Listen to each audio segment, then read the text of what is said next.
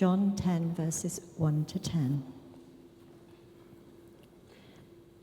I tell you the truth, anyone who sneaks over the wall of a sheepfold rather than going through the gate must surely be a thief and a robber. But the one who enters through the gate is the shepherd of the sheep. The gatekeeper opens the gate for him, and the sheep recognize his voice and come to him. He calls his own sheep by name and leads them out. After he has gathered his own flock, he walks ahead of them, and they follow him because they know his voice. They won't follow a stranger. They will run from him because they don't know his voice. Those who heard Jesus use this illustration didn't understand what he meant, so he explained it to them. I tell you the truth, I am the gate for the sheep. All who came before me were thieves and robbers, but the true sheep did not listen to them. Yes, I am the gate. Those who come in through me will be saved. They will come and go freely and will find good pastures. The thief's purpose is to steal and kill and destroy. My purpose is to give them a rich and satisfying life. This is the word of the Lord.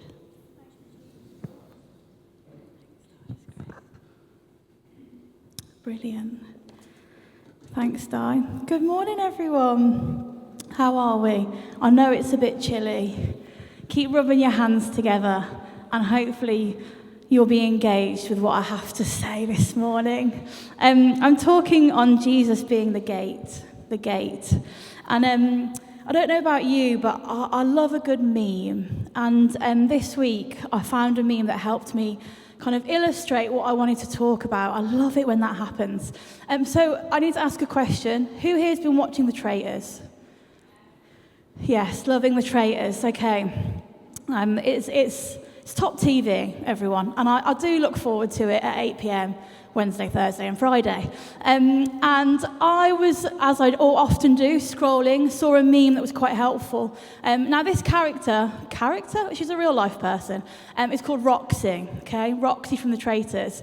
And I saw a meme that said that there was a particular episode that Roxy was about as useful as this kind of gate. Next slide. This kind of gate. She was chatting away, not really offering anything that helpful. And Harriet, another one of the traitors, got very angry at her, if you remember that episode. A cat amongst the pigeons, Roxy. Anyway, the meme said that Roxy was about as useful as this gate here. Pretty expansive patch of grass, either side, both pictures. And yet the gate is sat in the middle of that field. So what does that have to tell us about Jesus saying, I am the gate? And I want to suggest this morning that the world offers us gates like that. Ways round, not ways through. I want to suggest that the world says, it's okay, there can be a gate in this field, but actually you can go wherever you want. The gate is expansive. You don't have to go through this particular gate. I want to suggest that the world offers us many, many distractions, offers us a plethora of ways to heal our pain, to numb it, to distract ourselves from it maybe. But Jesus here in this passage in John 10 is wanting to offer us life, offer us hope, offer us healing. And he says, I am the gate. I am the gate that leads to life.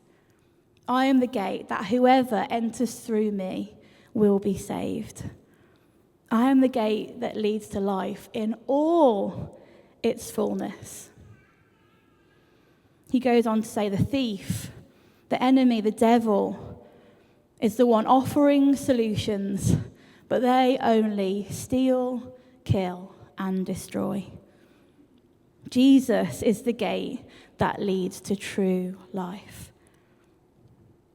Now, in order for me to unpack this further, to illustrate this point of Jesus saying, I am the gate, and that's what we're looking at in these next couple of weeks. Why does Jesus say, I am, ... Like, what is the reason for him telling us these stories? And so in order for us to understand him talking about him being the gate, I think we have to look at the way that Jesus was like living his life amongst the people. And so I want to look at a story this morning from John 5. Because everything that Jesus said was backed up with action. Everything that Jesus said was backed up by the way he lived and was and how he had his being. So let me read this for you. This is the start of John 5. If you've got Bibles, maybe you want to flick to it with me. John 5, starting at the first verse. The healing at the pool says this. Sometime later, Jesus went up to Jerusalem for one of the Jewish festivals. Now there is in Jerusalem near the sheep gate a pool. Notice that, sheep gate, near a pool, which in Aramaic is called Bethsaida, and which is surrounded by 5 covered colonnades. Let me get my words out. Here, a great number of disabled people used to lie, the blind, the lame, the paralyzed. One who was there had been an invalid for 38 years. When Jesus saw him lying there and learned that he had been in this condition for a long time, he asked him, "Do you want to get well?" "Sir," the invalid replied, "I have no one to help me into the pool when the water is stirred. While I'm trying to get in, someone else goes down ahead of me." Then Jesus said to him, "Get up, pick up your mat and walk." And at once the man was cured. He picked up his mat and walked. So here we have this story of Jesus healing this man by the pool of Bethsaida, near the sheep gate. Near the sheep gate. Spot the reference, okay? So the sheep gate would have been a part of the temple where the sacrificial lambs would have come and gone. It would have been known to many of the people in Jerusalem at the time that this was the gate where the sacrifices would come and go. And near this gate was this pool of healing. Now, many people would have heard the stories. Many people would have known it as a pool of healing. Now, we don't know how many had got healed. We don't know who had got healed. But we do know that from this story, many gathered round the side of it. And people would believe that an angel of the Lord would come once in a blue moon, and the waters would be stirred, and the first person into the water would be healed. So here you have all these people lying around it, keeping watch, hoping that the water would bubble, the water would stir, and that they would be the first ones in the pool. Can you imagine for a second how desperate you would have need to be to spend your days lying next to a pool in the hope of healing? To spend their entire day, to their livelihood based around this pool, just hoping and waiting for healing. I would say it was their pain that kept them there. And we know in this story, this invalid, this guy that had been disabled for 38 years, was lying there in hope that he might just be the first one in the water.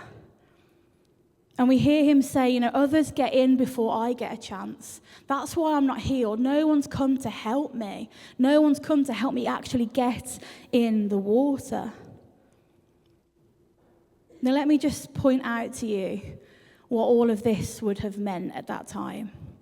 That pool would have rewarded the strong or the lucky that were just there at the right time. It would have left the most broken at the side. It requires perfect timing and perfect ability to be able to access that healing. And it had become this kind of like religious myth that was actually like a source of hope for the people at the time. Now, I want to say this morning that I think that this pool of Bethsaida actually becomes a bit of a useless gate for us. That I think that's what it represents. An empty promise and a pointless exercise. And yet, it had become the place that people had put their hope in. This was the place I need to be. And yet, actually, it was never going to give them what they'd hoped for. And whether we realise it or not, I wonder where we have put hope, misplaced hope. Because I don't blame them, right? I don't blame them. If someone is offering you a chance for healing, of course you're going to go. Of course you're going to wait. Of course you're going to be like, maybe, just maybe, this will be the thing that fixes me. But I wonder today what that is for you. Where have you put your hope for healing? What gate do you go to for comfort? What gate do you go to for comfort? The world has many gates, many gateways, many doorways that offer us comfort and pleasure and quick fixes. The world's very good at creating them. Very good. Full of hope, full of promise, shiny. And they look appealing. They look like this is going to solve everything.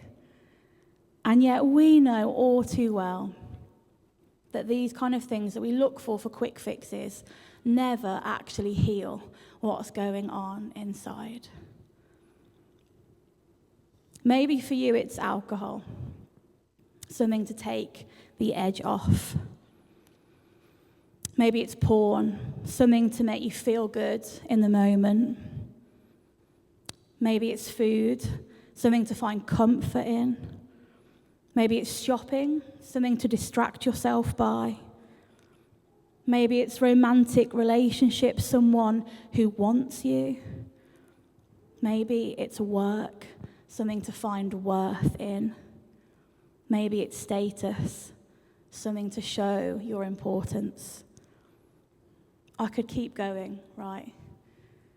I could keep going. And maybe I've named something that's hit a spot for you, or maybe you're sitting here thinking, no, I know what my gateway to comfort is. I know what mine is. And I say it knowing mine too. But I know that all of these lead to emptiness. The end of the bottle, the deleting of the internet history, the last biscuit, the money spent, another breakup, another night at the office, an empty, useless title. All of them become ways to numb our pain. And we know, don't we? We know that pain that isn't transformed transmits. Pain that isn't transformed by Jesus, we end up just transmitting elsewhere in other ways to other people, finding other means to an end. Now, what I am not saying is that this man around this pool was numbing his pain. But what I'm trying to suggest is he had thought that this pool would fix everything. He had thought that this particular gate would be the thing that would heal him. And I wonder if that is where some of us are at today. That the place we go to comfort, we think maybe this once it might just fix that problem. And yet it always is like putting a plaster on something far greater, isn't it? Notice this, that Jesus heals him with a word, 2 words, get up. Jesus stoops low and he simply says, get up, pick up your mat and walk. Jesus doesn't need the pool to bubble. He doesn't need someone to be the first one in. He simply goes low and says, get up. I've been loving looking at the questions that Jesus asks the people that we read about in the Gospels. Like, he's full of asking questions, isn't he? And have you noticed the question he asks here? Now, I would argue that maybe Jesus didn't do the pastoral module at theological college, because this question is quite cutting. It's quite cutting. Do you want to be healed? Do you want to be healed? And I think he's asking us the same question this morning. Do you want to be healed? Do you want to deal with some of that trauma? Do you want to deal with some of that baggage? Do you want to find wholeness? Do you want to be healed? Basically, are you ready to let God in? Or rather, I should say, are you ready to move towards him as well? Do you want me to heal you? Jesus knows the gates that we go to before him. He knows them. We don't have to hide anything from him. He knows the ways that we try and heal ourselves. But guys, this morning, I have good news. I have good news. Jesus is the gate that leads to life, and life in all its fullness. Let me read this to you again. This is John 10:7. Therefore Jesus said, very truly I tell you, I am the gate for the sheep. All who have come before me are thieves and robbers, and the sheep will have not listened to them. I am the gate. Jesus is saying, I am the gate. Whoever enters through me will be saved. They will come in and go out and find pasture. The thief comes to steal, kill, and destroy. I have come that they may have life, and life to the full. Jesus is being very clear to the religious leaders that were listening to him as he said this. Now, the Pharisees, the religious leaders, they were trying to build this case against Jesus. And they're angry because everything that he's saying is kind of messing up all that they've put their energy and resources into this like rule book of religion. They're saying, do this, do that, don't heal then, heal then, yes, no, maybe. And Jesus is saying, guys, I am the only way. It's not good works. It's not another comfort. It's not a gate that the world might offer you. It is me, Jesus, Son of God. I am the gate. Jesus is saying loudly to us this morning, I am the only way to life in the full. I am the only way to life. I'm the only one who can meet your need. I'm the only one that can heal. Choose me, Jesus says. Let me, allow me to meet you where you're at. When the waters would have bubbled, the cries in the city would have been, get to the gate, get to the gate, get to the pool. The waters are bubbling. And people would have been throwing themselves into the water. And I want those words to be ringing in your ear, but rather it being, get to the gate that is Jesus. Get to the gate that offers healing and wholeness. Get to him, the great shepherd who knows our need. He knows our need. I love thinking about Jesus as a shepherd.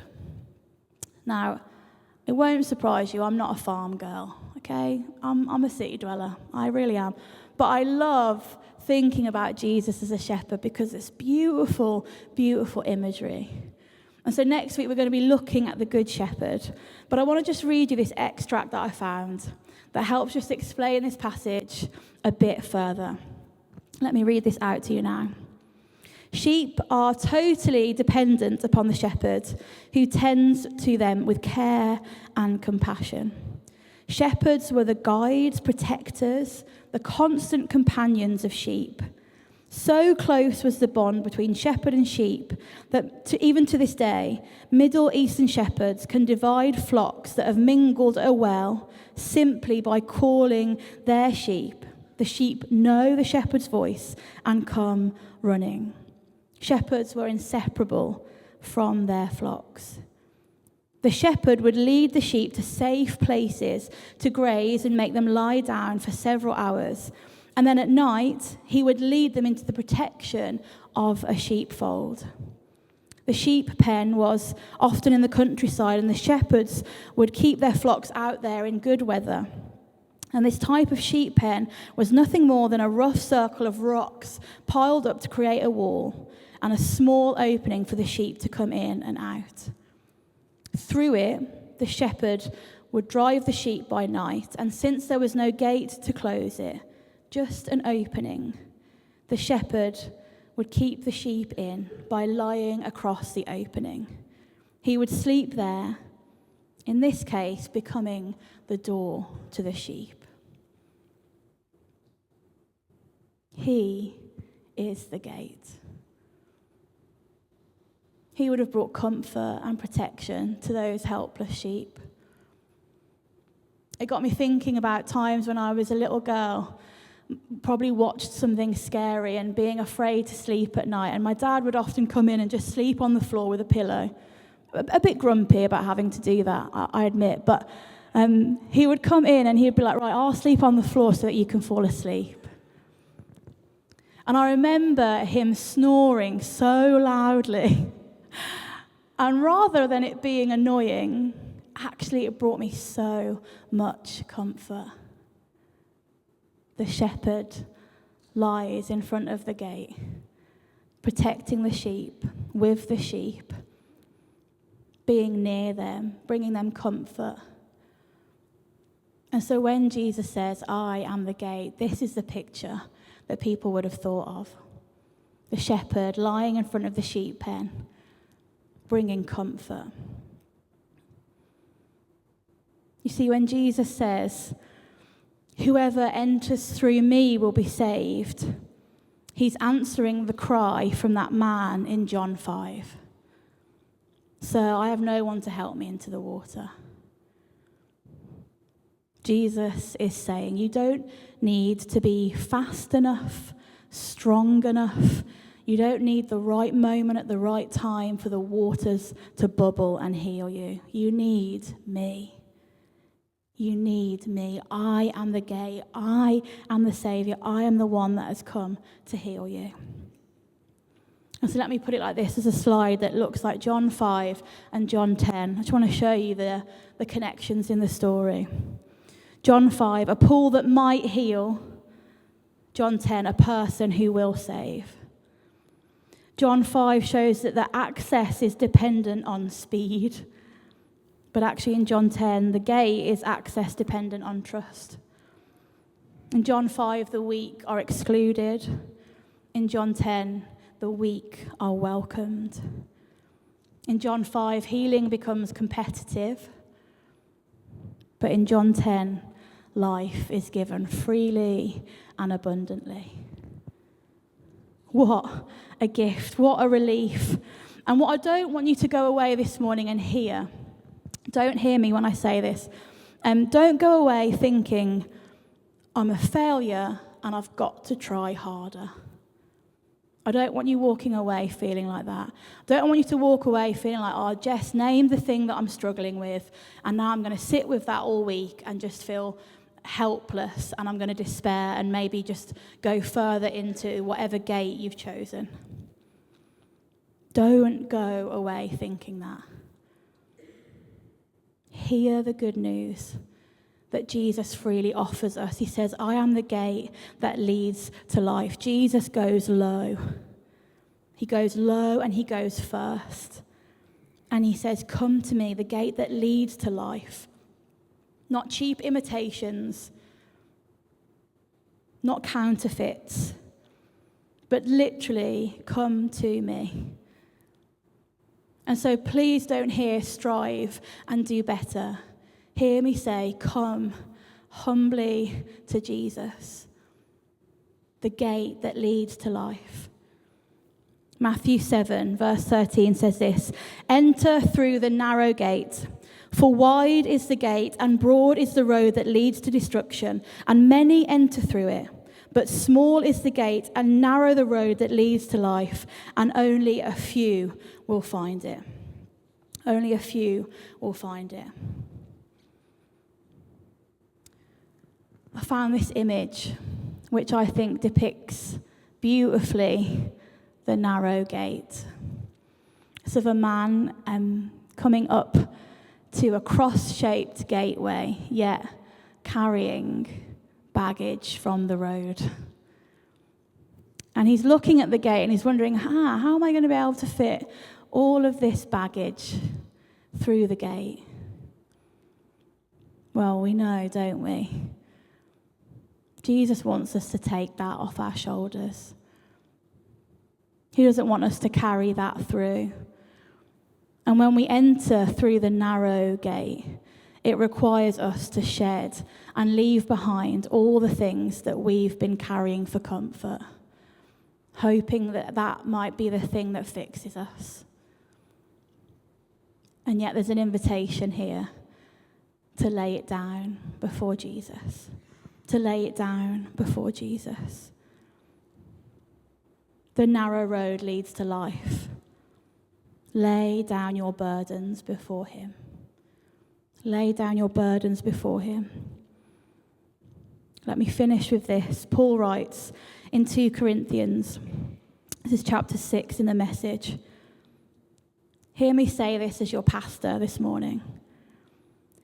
Dear Corinthians, or All Saints, I can't tell you how much I long for you to enter this wide, open, spacious life. We didn't fence you in. The smallness you feel comes from within you. Your lives aren't small, but you're living them in a small way.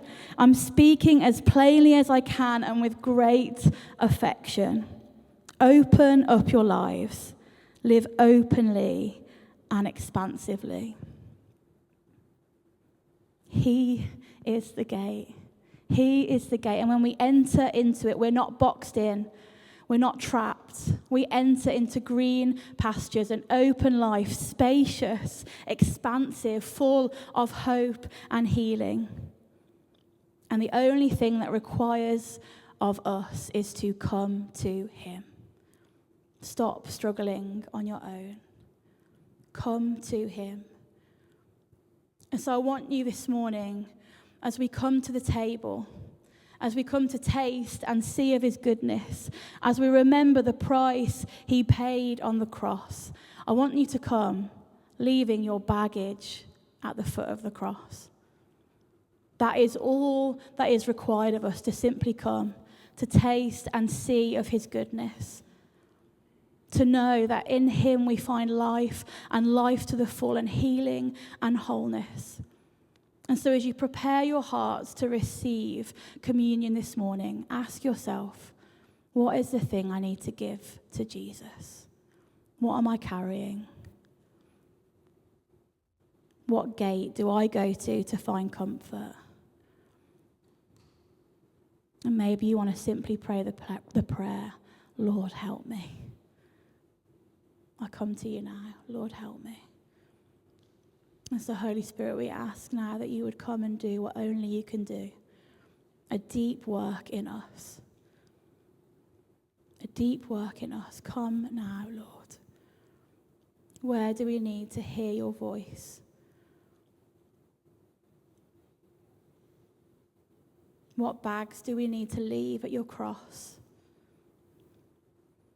And Lord, I pray that you would take us by the hand and lead us through the narrow gate, the gate that gives us life in its fullness, the gate of healing, of hope, of true life. Would you take us by the hand and lead us through that this morning? Amen.